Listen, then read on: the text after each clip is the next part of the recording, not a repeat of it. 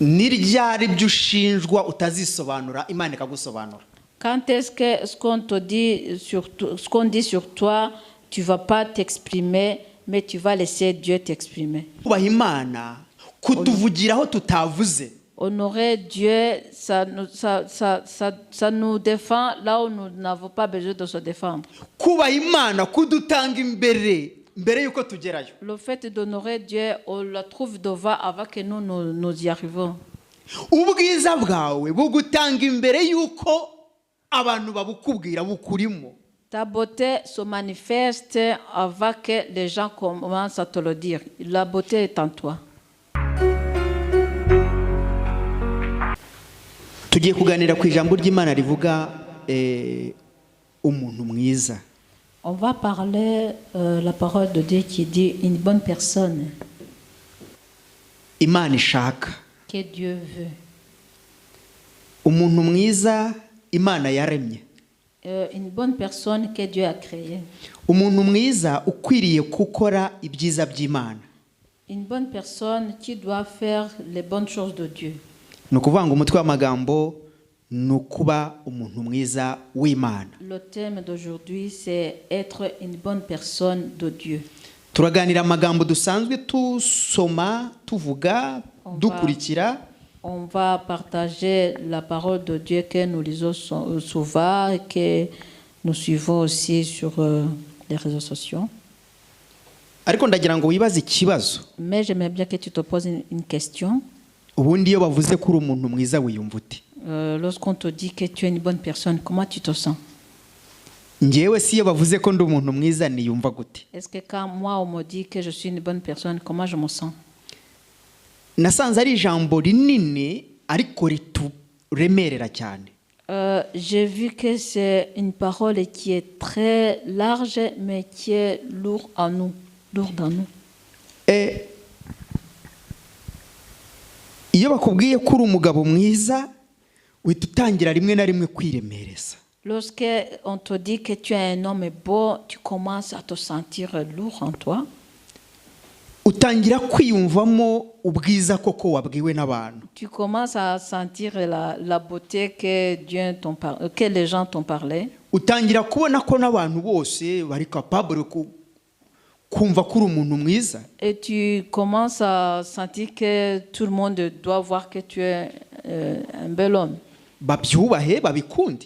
Qui doit respecter ça et qui doivent aimer. Rimwe na rimwe ukaniyumva ko abantu bagomba gukurikira ibyo uvuze kubera ko bakuvuze kuri mwiza. Et même souvent tu sens que les gens doivent te suivre parce qu'ils ont dit que tu es beau. Iyo bakubwiye ko uri umudamu mwiza wiyumva gute? Quand on te dit que tu es une belle femme, comment tu te sens? Ahangaha harimo umutego wa Satani. Ici il y a un piège de Satan. Imana itegeze irema. Que Dieu n'a pas créé. Ubwiza la beauté. Imana yaremye ni umutima ukora ibyiza ugahereza umubiri. La beauté que Dieu a créée, c'est un cœur qui fait de bonnes choses et ça se manifeste sur le corps. Ariko kenshi iyo tubwiye abadamu cyangwa se abana b'abakobwa hanze hati uri umukobwa mwiza. Mais souvent quand on dit aux femmes ou aux filles qu'elles sont belles, kenshi hari igihe tubabona mu bitanda byacu. Souvent on les voit dans nos lits. Il y a un esprit là-dedans. Nawe umugabo uhita ubona abagore bose bagomba cyangwa abakobwa bose bagomba kukubona mu bitanda ugomba kwisanga nabo muri. Même toi, quand tu as dit que tu es beau, tu sens que tu peux coucher avec toutes les femmes que tu vois ou les filles. Kubera ko bakubwiye kuri mwiza. Parce qu'on t'a dit que tu es beau.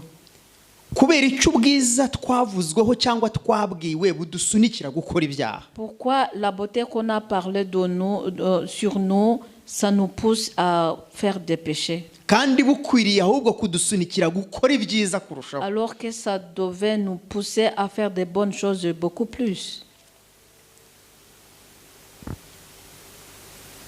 Umudamu wawe nasoka bakamubwira ko ari mwiza utabimubwiye mu rugo. Si ta femme sort et qu'on l'a dit qu'elle est belle alors qu'à la maison tu lui as pas dit, ubimubwira kenshi ubutaha azamukoresha ibyaha. la personne qui l'a dit comme ça, la prochaine fois, elle peut la faire commettre des péchés. Bivuga ngo Ce qui veut dire, ikiri inyuma y'ijambo kuba mwiza ce qui est ni derrière le mot ukukudetruwiza. être belle, c'est pour te détruire. Ibyo biri muri kote zombi ku bagabo n'abadamu. Ça se trouve dans les deux côtés, que ce soit pour les hommes ou pour les femmes. Ugomba kubanza kwanariza iryo jambo umuntu akubwiye rishobora kuba uburozi bukujyana kurimbuka. Tu dois d'abord analyser ce mot que quelqu'un vient de te dire, parce que ça peut être un poison qui peut t'amener à périr. Bushobora kuba n'uburozi bugusenyera. Ça peut être un poison qui peut détruire ton foyer, buri kuviza umuryango wawe imbere. qui vise ta famille devant. Bishobora kuba ari n'uburozi buri kuviza ubusore bwawe kuzabaho neza imbere y'Imana n'abantu. Ça peut même être un poison qui est en train de viser ta jeunesse, donc de vivre bien dans les choses de Dieu ou en face des hommes. Ariko nakunze umugabo Yesu, Mais j'ai aimé l'homme qui est Jésus. bamubwiye ko ari umuntu mwiza. Quand on lui a dit qu'il est beau, ati hoya unyitira iki mwiza? et puis il a dit non, pourquoi tu me dis que je suis belle? Umwiza ni Imana. Celui qui est beau, c'est Dieu. Aho yaramaze gukora iki? Yaramaze kunesha umwuka wo kumujyana kwirebaho. Là, il venait de vaincre l'esprit qui le poussait à se regarder lui-même. Uzumve nawe mu buzima normal. Iyo umuntu akubwiye ati uri umuntu mwiza, ukuntu wiyumva. Toi aussi, tu vas voir quand quelqu'un te dit que tu es beau, tu es belle, comment tu te sens dans la vie quotidienne. Ubwiza ni gikoresho cy'Imana ariko bushobora no gukoreshwa na Satani. La beauté, c'est un instrument de Dieu, mais qui peut être utilisé par Satan aussi. Ese ni gute twashobora gukoresha ibyiza Imana yaduhaye kurema ibyiza muri twebwe n'ubundi? Et comment on peut utiliser les bonnes choses que Dieu nous a données pour créer les bonnes choses aussi? Iyo muri wowe harimo ibyiza, lorsque en toi il y a les bonnes choses, Satani ahora abirwanyiriza kubiri iruhande rwawe. Satan attaque toujours tout autour de toi. Ni gute intambara y'ubwiza twayitsinda turi kumwe na Yesu? Comment on peut vaincre le combat de la beauté au moment où nous sommes en Jésus-Christ? Iyo uvuzweho ubwiza bikuzanira ubwibone kenshi. Kuri kote zombi ku bagabo n'abadamu Lorsqu'on te dit que tu es belle ou tu es beau, c'est l'arrogance qui commence souvent. Bwa bwibone bukakujyana mu ki? Mu byaha Et cette bigutandukanya arrogance n'Imana. t'amène dans les péchés pour te séparer de Dieu. Niyo bakubwiye ko uri umukozi w'Imana mwiza, Même quand on te dit que tu es un bon serviteur de Dieu, bikujyana mu mwuka w'ubwibone no ça kwiyemera. t'amène dans l'arrogance de te sentir que tu t'estimes toi-même. Urumva Satani arimo kugupiyeja anyuze muri ya nzira kubonamo ofete. Donc Satan est en train de te piéger en passant par le chemin là où il te trouve. Ni nayo mpamvu nabahaye urugero kuri famiye.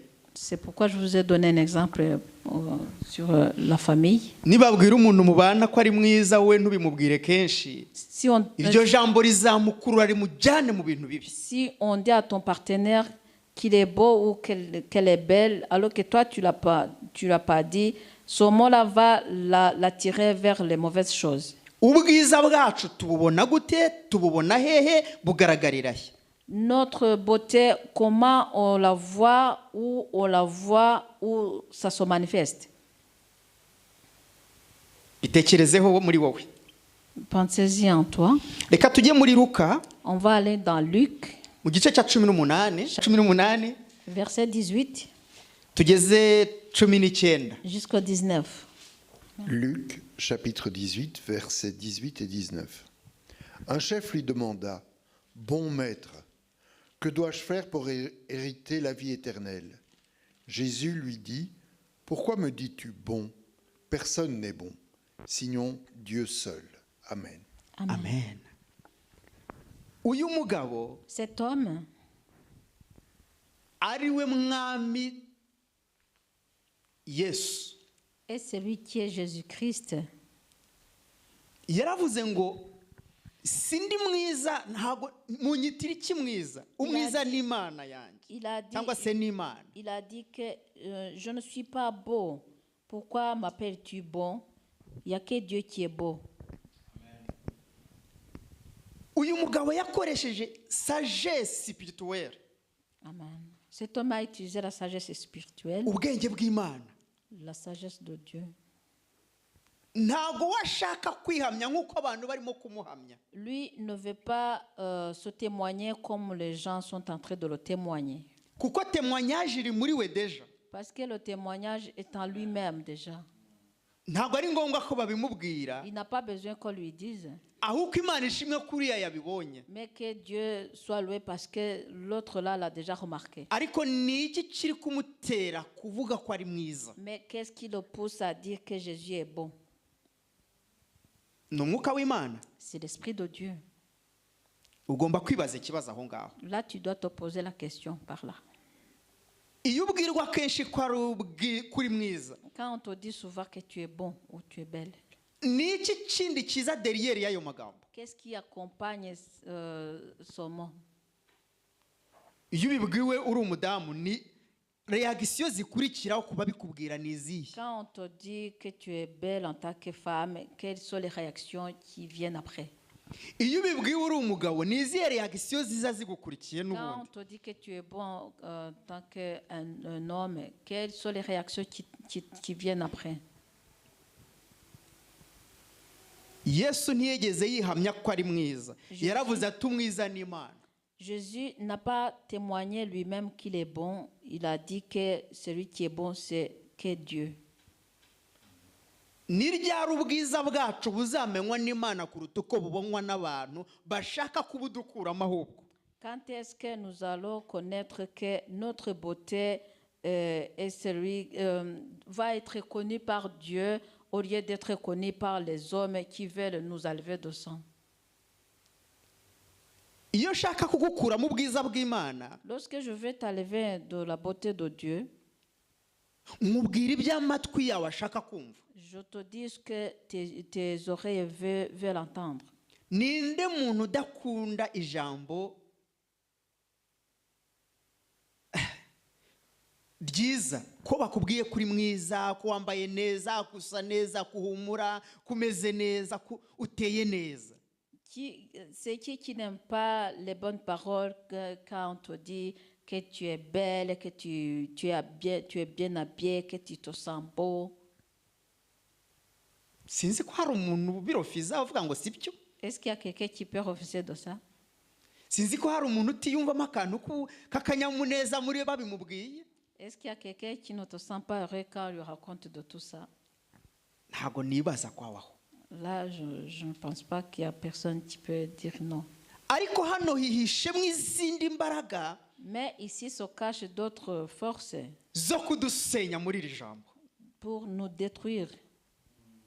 iyo usomye imirongo ikurikiraho munsi muri iki gice, Quand tu lis les versets suivants dans ce chapitre, uyu mugabo wabibazaga yari umutunzi.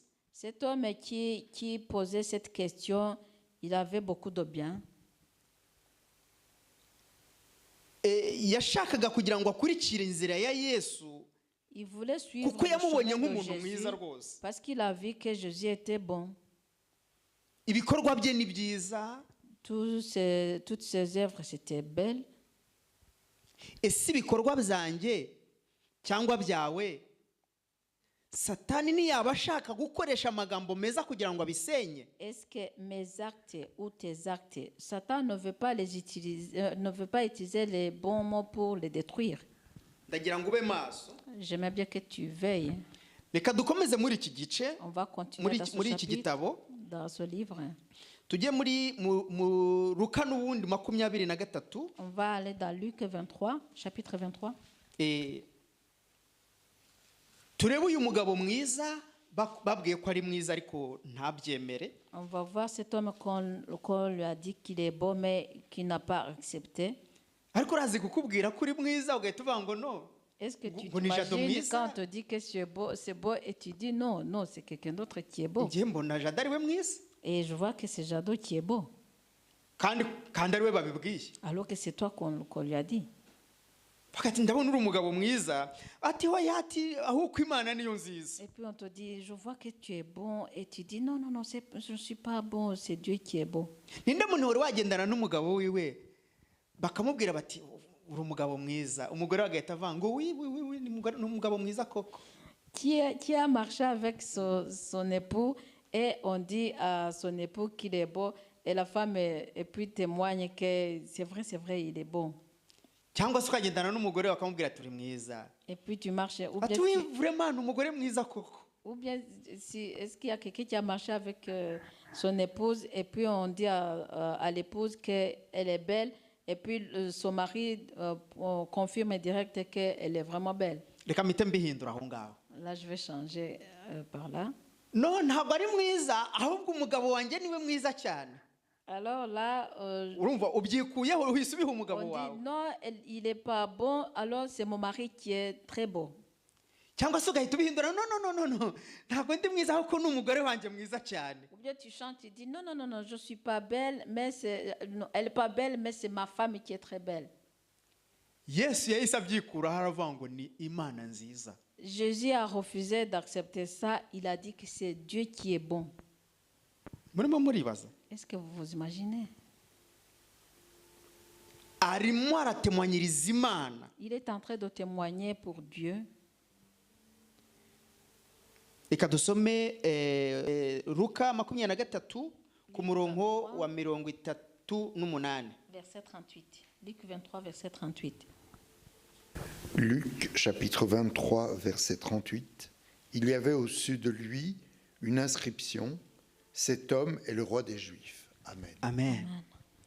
Uyu mugabo Cet homme, yahamije Imana muri we. il a témoigné Dieu en lui.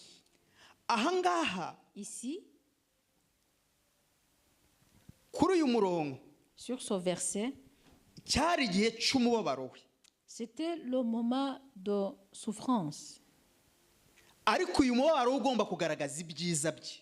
Mais cette souffrance devait manifester les belles choses de lui.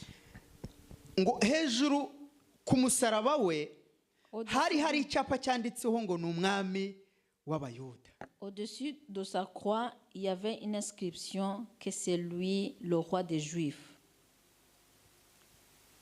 Yesu yari umwami w'Abayuda. Jésus était le roi des Juifs. Uyu munsi ni umwami wanjye nawe. Aujourd'hui, c'est mon roi, c'est le roi de moi et toi. Ni umwami w'isi yose. C'est le roi de ce monde. Ni umwami w'abizera. C'est le roi des gens des gens qui croient. Ni umwami w'abashaka Imana. C'est le roi des gens qui cherchent la face de Dieu. Wa wundi yahamije. C'est lui qui l'a témoigné. Ubwo bamubwiraga ko ari mwiza atoya umwiza ni Imana. Lorsqu'on lui disait qu'il est bon et il a dit non, celui qui est beau c'est Dieu. Uyu niwe mwami w'abizera. C'est ça le roi des gens qui croient à lui. Uyahamanya n'Imana ko ari we nzira itugeza ku Mana. Celui-ci, il témoigne que c'est lui avec Dieu, que c'est lui le chemin qui nous amène vers Dieu. Ni ryari nagira urukundo rugusunikira kumenya Yesu n'Imana. Quand est-ce que je peux avoir l'amour qui peut te pousser à connaître Jésus et Dieu? Ni ryari nagira umutima ugusunikira kubaha Imana tunyuze muri Yesu Kristo.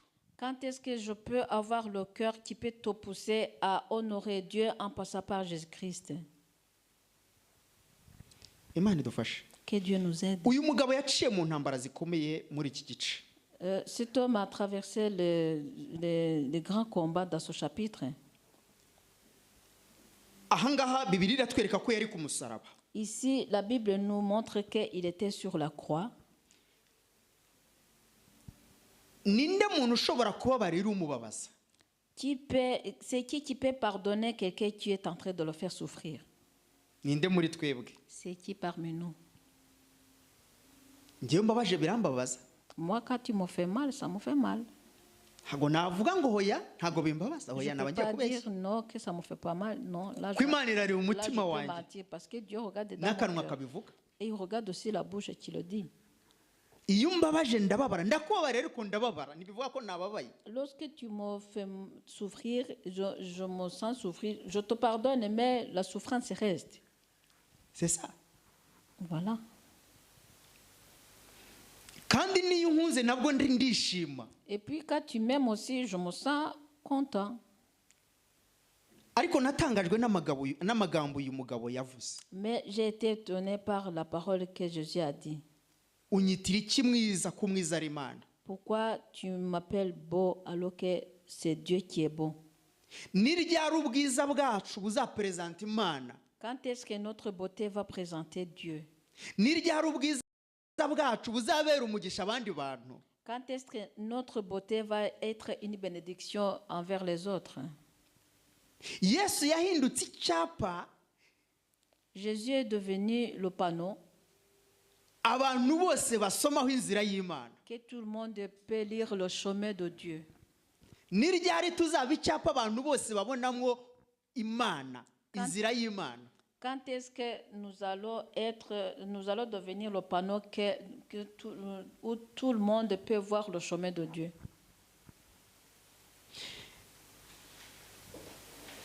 Yesu bamugejeje mu rubanza. Lorsque on a amené Jésus dans le jugement, Yarwanye intambara yo gukiranuka.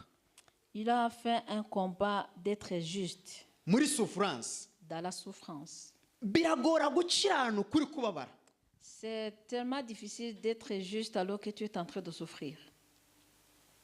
Biragora kugenda mu nzira iboneye urimo gucirwa urubanza rwo gupfa.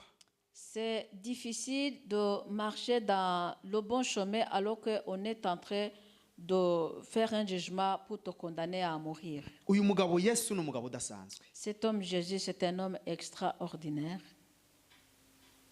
Ni ryari tuzababara ariko tukagumana n'Imana tubonera muri Yesu Kristo? Quand est-ce que nous allons souffrir, mais en restant avec Dieu que nous voyons en Jésus-Christ? Reka dusome kuri hariya 20 muri icyo gice n'ubundi. On va lire verset 20. Umurongo wa dans ce chapitre. 20 na 22. Verset 20 et 22. Chapitre 23. En français, s'il vous plaît. 20 Luc. jusqu'à 24. Chapitre 23, versets 20 à 24. Pilate leur lança de nouveau le même appel, car ils voulaient relâcher Jésus. Mais eux criaient, crucifie-le, crucifie-le. Il leur dit pour la 3e fois, quel mal a-t-il donc fait? Je n'ai rien trouvé en lui qui mérite la mort. Je le relâcherai donc après l'avoir fait châtier. Mais ils insistèrent à grands cris en demandant qu'il soit crucifié, et leurs cris l'emportèrent. Amen. Imana idufashe cyane. Que Dieu nous aide beaucoup. Uyu mugabo yari umuntu mwiza. Cet homme était un homme bon. Yaciye mu bintu bikomeye. Il a passé par des moments difficiles.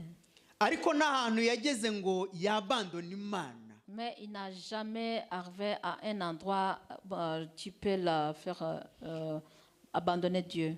Inzira yose bamunyujijemo. Tout le chemin qu'on lui a fait passer, Yahamyaga Imana yari muri we. il témoignait Dieu qui était à lui. Wa wundi yise mwiza. C'est lui qui l'a appelé, c'est lui qui est bon. Bagomba kutwita beza. On doit nous appeler les gens qui sont bons Kubera uri muri twebwe ari mwiza. à cause de celui qui est en nous, qu'il est beau. Iyo uri muri wowe ari mwiza, Si quelqu'un qui est en toi est bon, ubwiza bwawe ntibukugerageza. ta beauté ne te met pas dans les épreuves. Ubwiza bwawe ntibugukoresha icyaha. Ta beauté ne te pousse pas à faire des péchés. Ubwiza bwanjye ntibunkoresha ibyaha. Ma beauté ne me fait pas commettre des péchés. Oya. Non. ahubwo ngomeza guhamiriza wa wundi mwiza uri muri ngewe. Par contre, je continue à témoigner à celui qui est en moi. Ngibi ibyo Yesu hano wamugejeje mu rukiko. Voilà ce que Jésus, ici, là, on l'a amené chez Pilate. Pilato ngo yamubuzeho ibyaha. Pilate n'a pas trouvé de péché sur lui. Ariko abisi bamubonaho ibyaha. Mais les gens du monde ont trouvé des péchés sur lui. Rimwe na rimwe Parfois, iyo wubaha Imana, quand tu honores Dieu, abantu b'isi bakubonaho kenshi bibi. les gens de ce monde trouvent toujours des mauvaises choses sur toi. Kubera iki? Pourquoi? Ntago muri mu bwami bumwe. Parce que vous n'êtes pas dans le même royaume. N'ab'isi Ce sont les gens mondains. wowe ukaba uw'ijuru Et toi, tu es quelqu'un du ciel, ariko utuye mu isi. mais qui habite dans ce monde. Hari abantu b'ijuru batuye mu isi, Il y a les gens du ciel qui habitent dans ce monde. hari n'abantu b'isi batuye mu isi. Il y a même les gens du monde qui habitent dans ce monde. Ntago babona ibintu kimwe. Ils ne voient pas les choses de même façon. Mwazumva ati ntago tubyumva ibyo nuri kutubwira. Là, vous allez me dire que vous ne comprenez pas ce que je suis en train de dire. Biri hano ku murongo 21. C'est écrit ici au verset 21. Ngo bakomeje gusakuza Ils ont continué à crier, ati nabambwe, crucifie-le. ariko Pilato we nta kintu yari yamubonyeho. Mais Pilate n'avait rien vu de mal sur lui. Ni ryari tuzabana n'abantu bakatubonaho ibibi ariko bitaturimo? Quand est-ce que nous allons vivre avec les gens qui vont voir les mauvaises choses sur nous alors que ces choses-là ne sont pas en nous? Iyo ibibi abantu babikubonaho bitakurimo ubasha guhagararana n'Imana. Lorsque les gens voient des mauvaises choses sur toi alors qu'ils ne sont pas en toi, là tu arrives à rester avec Dieu. Hano ku murongo 22 Ici au verset 22, ngo ababaza ubwa gatatu. il les a demandé pour la 3e fois. Arababaza nimba agomba ni ijambo nanjye ndegeraho rikantera ubwoba. C'est vraiment le mot, quand je le lis, moi aussi ça me fait peur. Ngo kuki agomba kumubabaza ufite ntabwo arimo kubyumva. Yakoze cyaha ki? Donc Pilate lui-même n'arrivait pas à comprendre parce que il disait mais quel mal a-t-il We nta fait? cyaha ngo yamubonyeho Pilato. Il n'a rien vu de mal sur lui. Kibasha kumujyana kubambwa. Tu peux l'amener à le crucifier. Ariko abandi bakimubonyeho. Mais les autres ont vu du mal sur lui. Iyi niyo si turimo uyu munsi. Voilà le monde d'aujourd'hui que nous sommes. Hari igihe abantu bakubonaho ibibi gusa. Il y a le moment où les gens voient que du mal sur toi. Hari igihe ubana n'abantu bakakubonaho ibibi gusa. Et il y a le moment où tu vis avec les gens et ne voient que du mal sur toi. Hari n'igihe ukora ibyiza abantu ntibabibone de tout. Et il y a même le moment où tu fais des bonnes choses et les gens ne remarquent rien du tout. Ariko ugacirwa urwo kugira ute urwo kuba mubi nyine. Et on commence à te juger que tu es vraiment mauvais. No mu rugo ukaba umuntu mubi. Même à la Muri maison, famille ukaba mubi. même à la maison, on voit que tu es une mauvaise personne, même dans la Ntacyo famille, utakoze. alors que tu as tout fait possible. Ngibi Yesu ntacyo atari yakoze. Voilà l'exemple de Jésus. Ariko barimo kumucira urwo gupfa. Mais on est en train de le juger pour le crucifier. Kandi abagiye gutsinda ni bande? Alors, c'est qui va remporter? Ababi. Les mauvais. Hano biravuga ngo ubwinshi bwabo bwatumye amutanga. Hano nicyo bita demokarasi. Ici, c'est la majorité qui dit que, qui a fait que Pilate a laissé Jésus pour qu'il soit crucifié. Hano baravuga ngo simubonyeho icyaha cyo kumwicisha. Ici, la parole dit que moi, je n'ai rien vu de mal qui peut l'amener à mourir. Nimara kumukubita ndamubaho. Si je finis à l'abattre de verge, je vais vous le donner. Warashaka kumukubita Lui va le battre amurekure yigendere. et le lâcher et puis partir. Ari gukubitirwa ubusa. Donc, Jésus, on est en train de le battre pour rien. Isi hari igihe gukubita ikuziza ubusa. Parfois, le monde te bat alors que tu n'as rien fait. hari igihe urugo rugukubita rukuziza ubusa. Parfois, le foyer te bat alors que tu n'as rien fait. Umugabo akagukubita, umugore akagukubita, umwana akagukubita. L'homme te bat, la femme te bat, l'enfant te bat alors que tu n'as rien fait. N'amategeko y'igihugu urimo akagukubita nayo. Même les lois du pays peuvent te battre alors que tu n'as rien fait du tout. Uzira ubusa. Alors que tu n'as rien fait. Nguru urugero muri Yesu. Voilà l'exemple en Jésus-Christ. Ubwiza bwari mu Mana nibwo arimo kuzira. La beauté qui était en Dieu, c'est ça que lui est en train de payer. Ubwiza bwawe kenshi nibwo uzira. Souvent, on te condamne à cause de ta beauté. Kugira umutima mwiza, Avoir un beau cœur, gufasha abantu, aider les gens, bikakugira victime. et puis tu deviens victime. Ugiriye neza akaba kugirira nabi. Lorsque tu fais quelque chose de bien à quelqu'un, et c'est lui qui devient ton ennemi. Gukunda umuntu akaba ari uguhemukira. Et aimer quelqu'un, et c'est lui qui te trahit. Kubaha umuntu akaba ari ukubahuka. Honorer quelqu'un, et puis c'est lui qui te déshonore. Yesu yari yazanywe no kugira ngo atwubahishe. Jésus était venu pour nous faire honorer. Ariko yasufuriye muri twe. Mais il a souffert parmi nous. Asufuzwa natwe. Et c'est nous qui le fait souffrir. Nubyibonaho ntuzagire ngo uri uwa mbere. Si tu trouves ça sur toi, ne crois pas que c'est toi le premier. Ariko ntiyigeze areka Imana ye. Mais il n'a pas laissé son Dieu. Mwari muzi ko hari ibitubabaza bigatuma tureka Imana? Est-ce que vous savez que souvent il y a des choses qui nous font souffrir et on abandonne Dieu? Mwari muzi ko hari igihe duhura n'ubukene tukareka Imana? Vous savez qu'il y a un moment où on devient riche et on abandonne Dieu. Bwa bwiza bakubwiye rero ugatangira kubucuruza kugira Alors, ngo la beauté qu'on t'a donnée, tu commences à le vendre pour que tu waba gagnes plus. uri umugabo ukicuruza nawe. Alors que Cyangwa quand tu es umugore. un homme, tu commences à te faire vendre, ou si tu es une femme, Ugahinduka commerce, alors tu deviens un commerce ugacuruza umubiri wawe et tu commences à vendre ton corps kubera ko wabwiwe kuri parce mwiza. qu'on t'a dit que tu es beau ou tu es belle. Ukabugurishije ubwiza bw'Imana muri wowe. Alors tu vas la beauté de Dieu en toi. Ariko Yesu ntiyigeze abitanga. Mais Jésus n'a pas donné ça. Nuko hano ku murongo 24 Ici au verset 24, ngo Pilate aca urubanza ngo ngaho icyo mushaka muri gihabwe. Pilate prononça que ce qu'il demandait serait fait. Bahawe Yesu ngo abambwe. Donc on les a donné Jésus pour qu'il soit crucifié. Ariko we ntacyo yigeze amubonaho kibi. Mais Pilate n'a rien remarqué de mal sur Jésus. Ese koko abantu ibyo batubonaho natwe ntitubyibonaho? Est-ce que souvent les choses que les gens voient sur nous, nous on ne les voit pas sur nous? Nuba mwiza Si tu es beau ou belle, ntukwiriye kubipresenta. tu ne dois pas présenter ça. Ahubwo Par bijyo contre, bikwiriye kwipresenta aho ukandagiye hose. c'est la beauté là qui doit se manifester, quel que soit l'endroit où tu vas poser tes pieds. Nibyo bikwiriye kugenda bigufungurira imiryango. C'est ça qui doivent t'ouvrir les portes là où tu arrives. Nibyo koko Yesu yari inzira agomba kunyuramo. C'est vrai que c'était le chemin de Dieu qui devait passer, Ariko n'inyigisho y'ubuzima bwacu bw'uyu munsi. mais c'est l'enseignement de notre vie de tous les jours. Umubabaro wanjye Ma souffrance,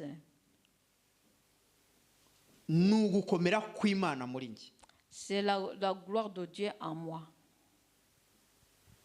Ni icyubahiro cy'Imana muri njye. C'est la gloire de Dieu en moi. Amen. Amen.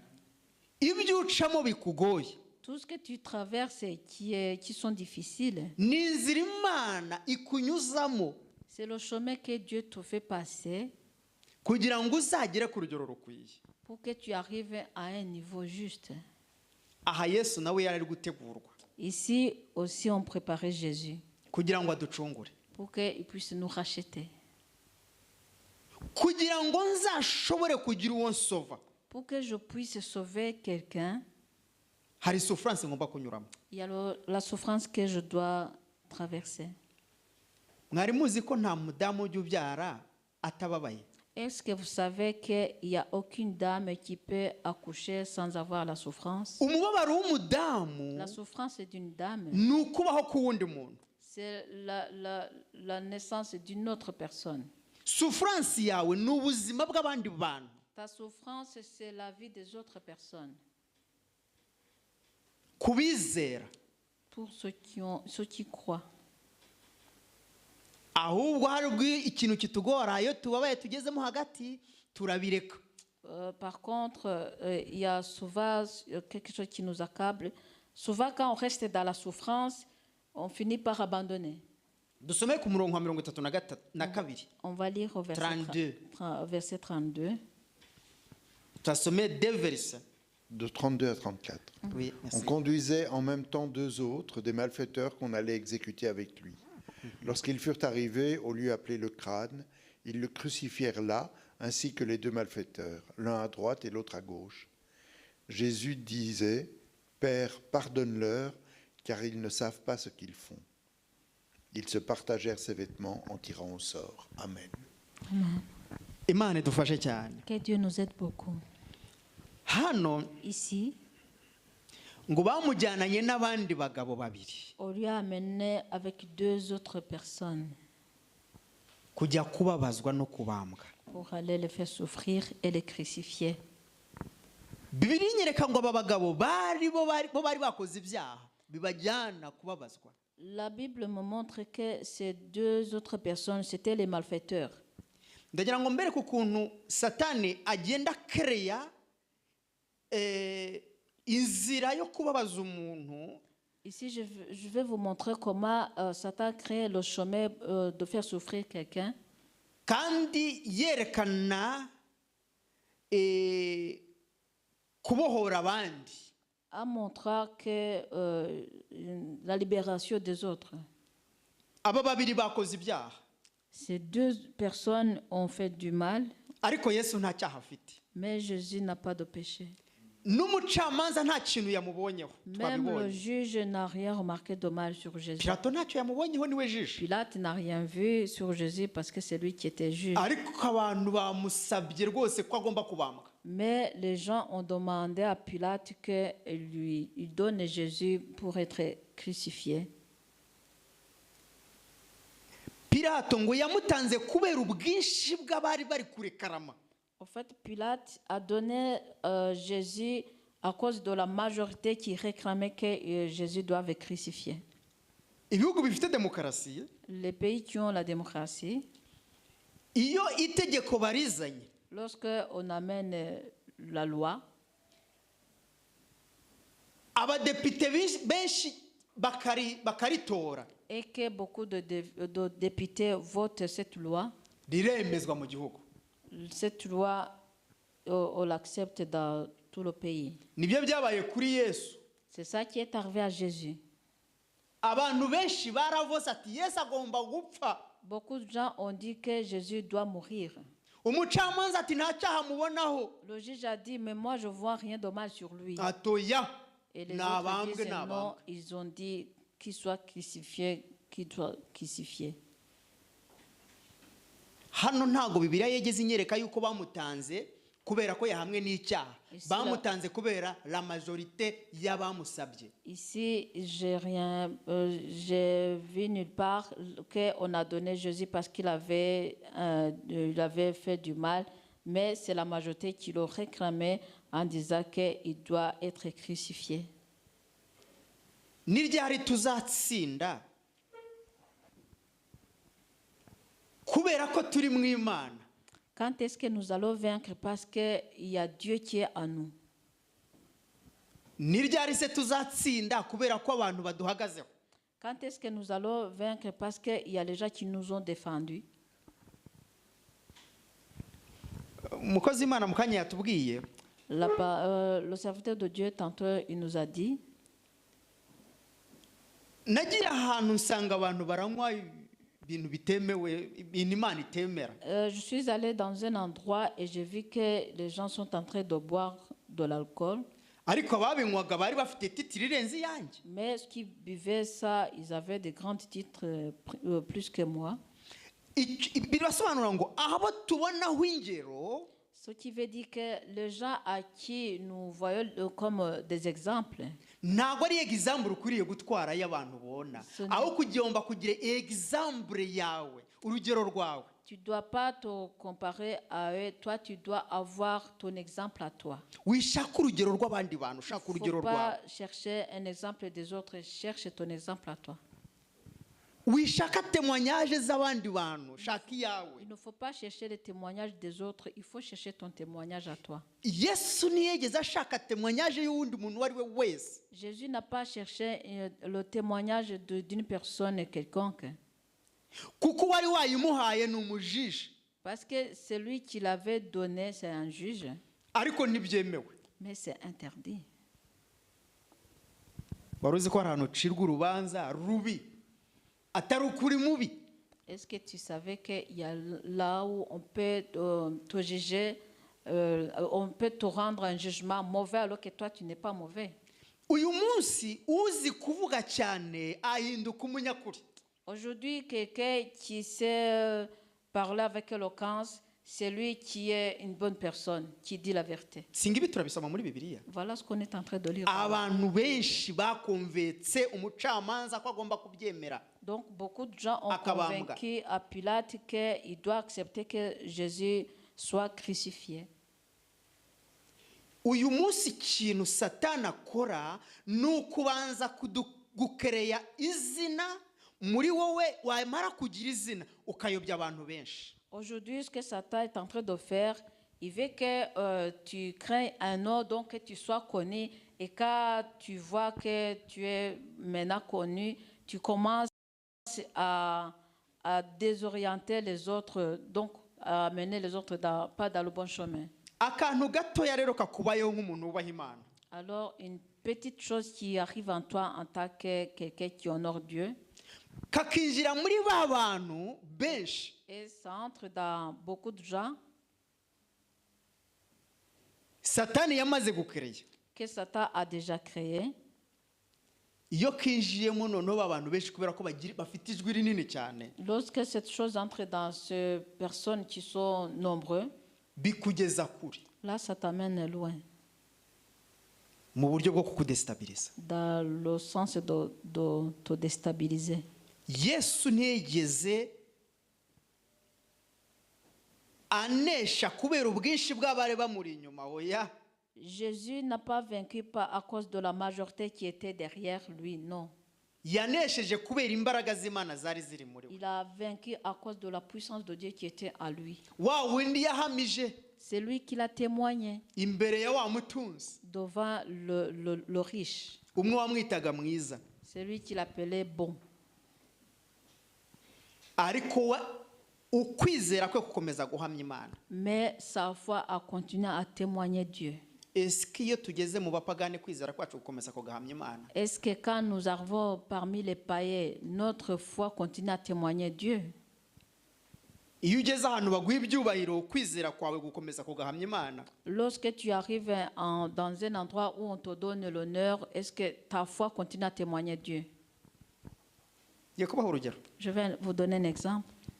iyo bambwiye ko ndi umuntu mwiza, Lorsqu'on me dit que je suis quelqu'un de bien, mu gitondo nshobora no kubyuka nkambara ubusa kugira ngo abantu bankurikire, noneho hari benshi kuko nabonye abantu 10 bambwira ko ndi mwiza, un matin, noneho je ndagira peux me ijana. réveiller et je commence, j'apparais, je me déshabille, je deviens tout nu pour que beaucoup de gens me voient que je suis vraiment, que je suis beau.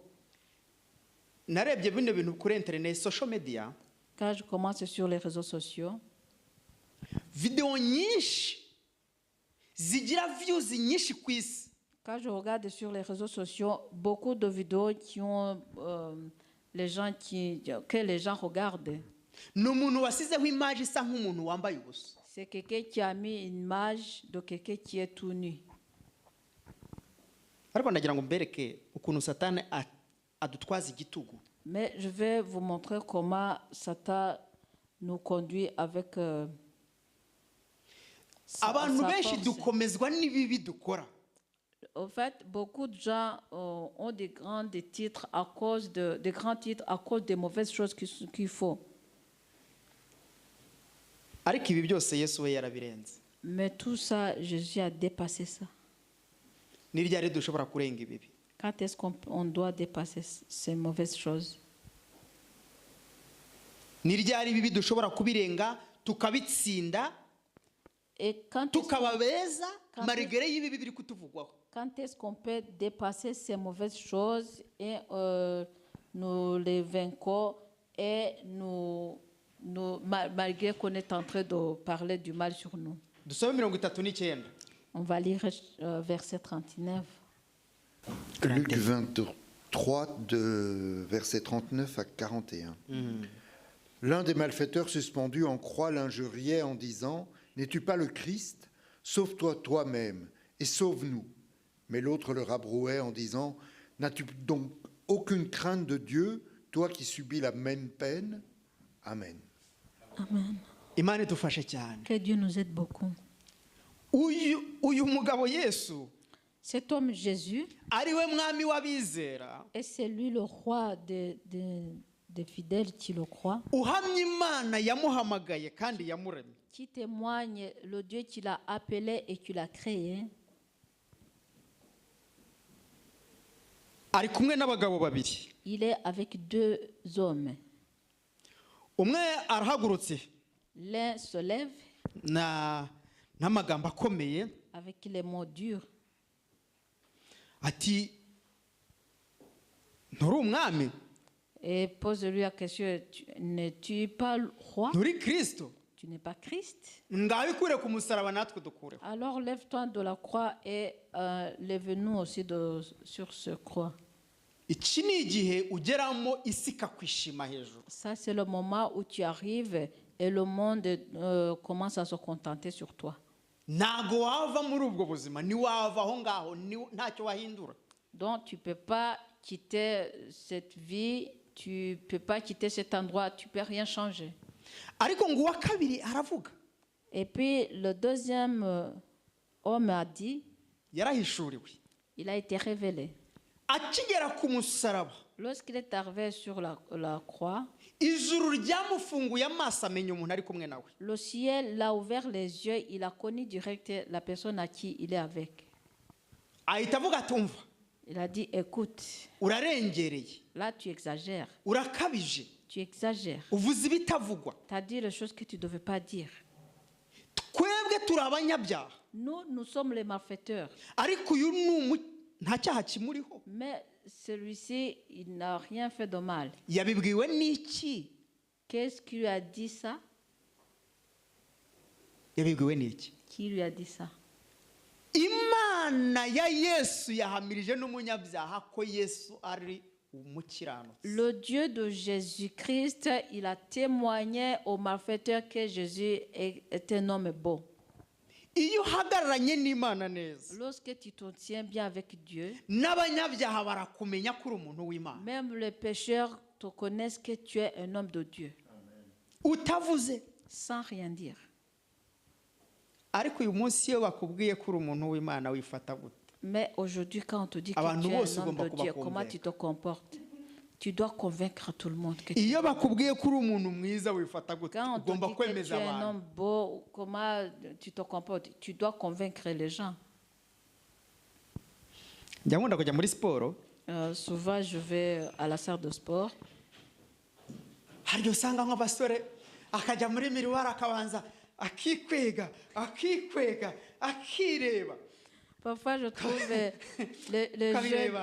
parfois, je trouve les jeunes qui entrent dans la salle de fitness. Ibyuma nabiteruye pe. Ils commencent à aller dans le miroir, ils commencent à faire les petits exercices en se regardant et ils se disent vraiment j'ai bien soulevé les métaux. Ariko uyu mugabo Mais cet homme, amaze guhumuka amaso akamenya umuntu babambanywe, lorsqu'il a été ouvert les yeux et il a connu à qui il est crucifié avec, aravuga ati uyu muntu nta cyaha, il a dit cet homme, il n'a rien fait de mal. ni umuntu w'Imana, C'est un homme de Dieu. ni umukozi w'Imana. C'est un serviteur de Dieu. Twebwe turi mu rubanza rw'ibyo twakoze, Nous sommes dans le jugement à cause de ce que nous avons fait. iki gihano duhawe turagikwiye turakimerita. Cette punition qu'on nous a donnée, ça nous méritons de ça. ariko we ntabwo abimerita. Mais lui ne mérite pas de ça. Ni ryari ibyo ushinjwa utazisobanura Imana ikagusobanura? Quand est-ce que ce qu'on te dit ce qu'on dit sur toi, tu vas pas t'exprimer, mais tu vas laisser Dieu t'exprimer? Yesu nigeze abwira uyu muntu wa mbere, uyu mugabo ati oya. Jésus n'a pas dit au Ntabwo premier yadiscussé personne nawe. qu'il n'est pas beau. Il a dit non. Il n'a pas discuté Nta avec kintu lui. yavuze. Il n'a rien dit.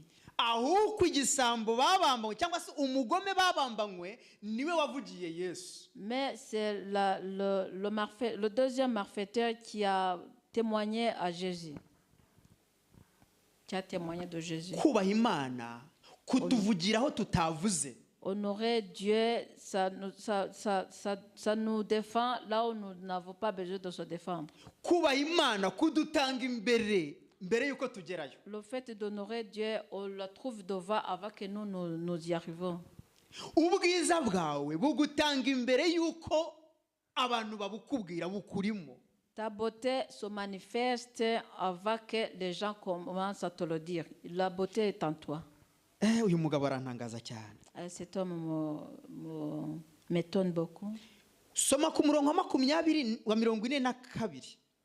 Au verset 42. Amen. Luc 23, versets 42 et 43. Et il disait, Jésus, souviens-toi de moi quand tu entreras dans ton royaume.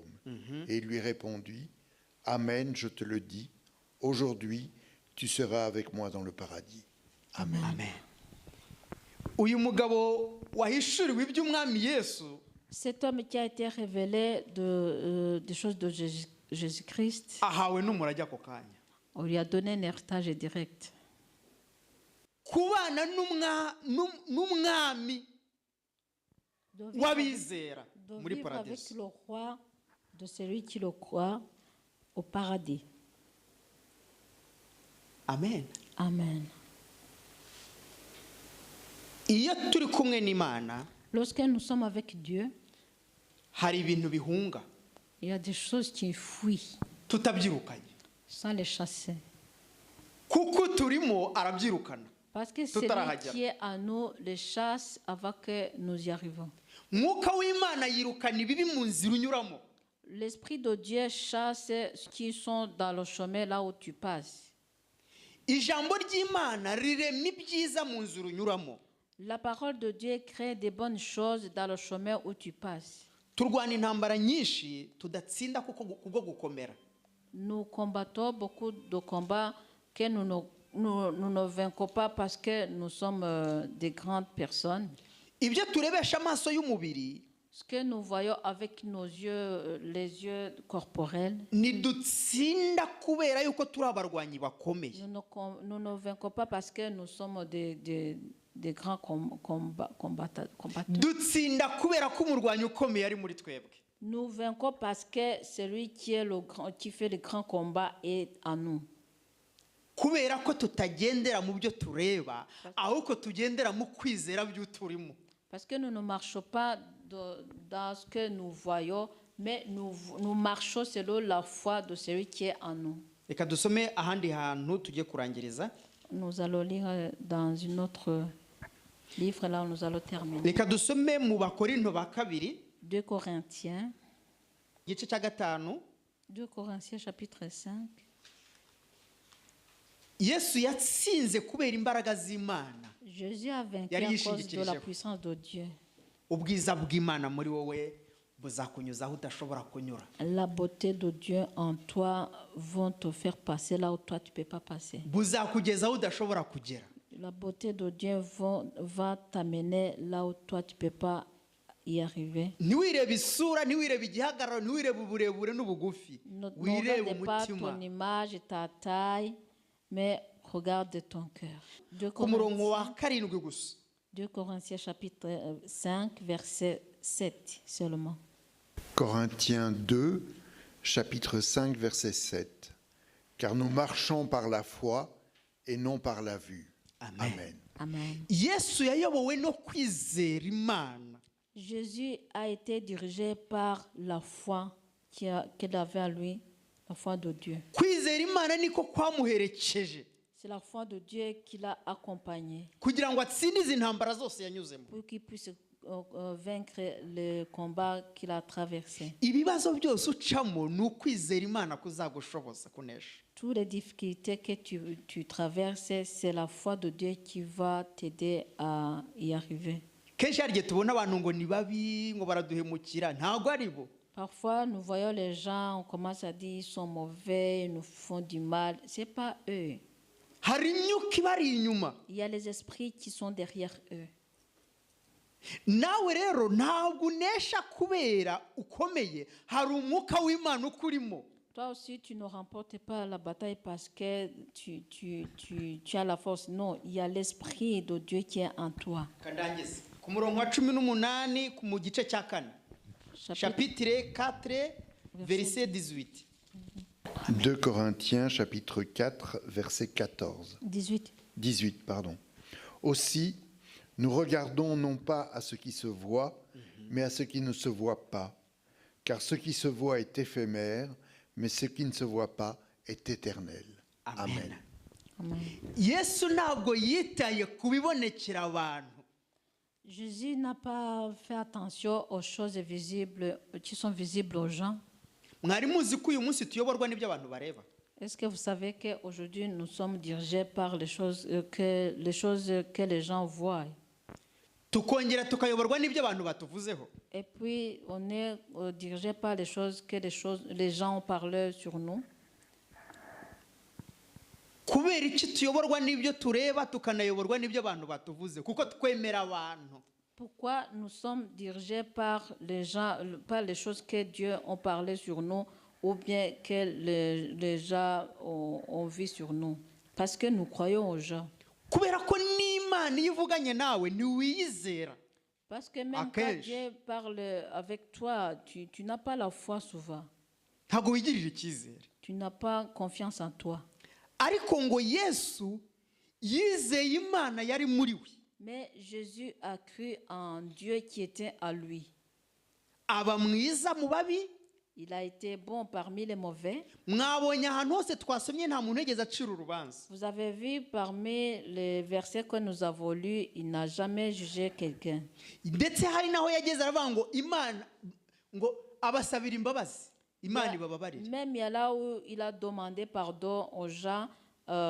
Donc il a demandé Dieu de pardonner ces gens parce qu'ils ne savaient pas ce qu'ils faisaient. kuko ntibazi ibyo barimo gukora. Parce qu'ils ne savaient pas ce qu'ils faisaient. ni ryari tubabarira abantu batadusabye imbabazi? Quand est-ce que nous pardonnons aux gens sans qu'ils nous demandent pardon? biratugora twebwe abantu. Pour nous, c'est souvent difficile de pardonner. ushobora no kumubabarira ariko ukongera ugashimishwa nuko nawe wakubwira ngo mbabarira. Tu peux même le pardonner et toi aussi, ça te fera plaisir quand il te dit aussi pardonne-moi. ariko yesu yaravuze ngo nimubabarire. Mais Jésus a dit pardonne-le. yabwiye se wo mu ijuru ati bababarire. Il a demandé à son père de les pardonner kuko ntibazi icyo bakora. parce qu'il ne savait pas ce qu'il faisait. nitumenya icyo dukora Si nous connaissons ce que nous faisons, tuzakora ibyiza tutarebeye ku bandi bantu. nous ferons des bonnes choses sans se comparer aux autres.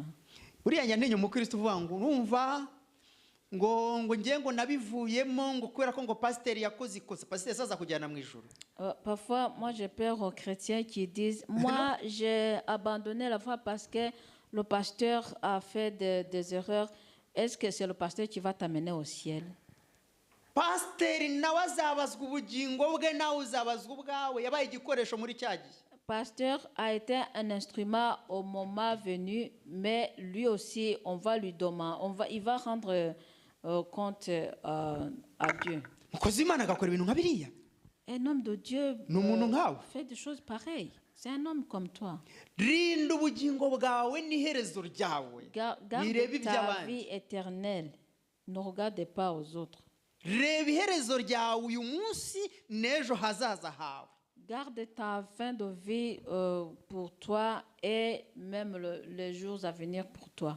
nimba tuzabuzwa ijuru nibyo twumvishe twanabonye. Ce qui vont nous empêcher le ciel, c'est ce que nous avons vu et que nous les avons entendus aussi. ariko nukora nukora ibyo ushaka by'Imana wemera nunyurwa n'Imana ugakora iby'Imana uzajyanwa mu ijuru n'ibyo wemera kandi wanyuzwe nabyo.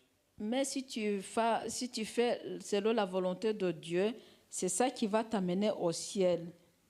Ariko iby'isi twereka, mais ce que le monde nous montre ntago byatugeza mu ijuru, ndababwiza ne ukuri. peut pas nous amener au ciel.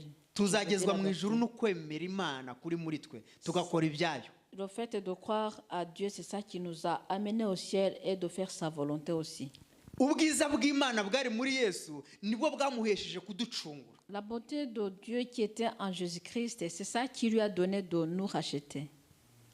Nibo bwamuhesheje kuba uyu munsi twitwa abana b'Imana. C'est ça qui lui a donné qu'aujourd'hui nous sommes des enfants de Dieu.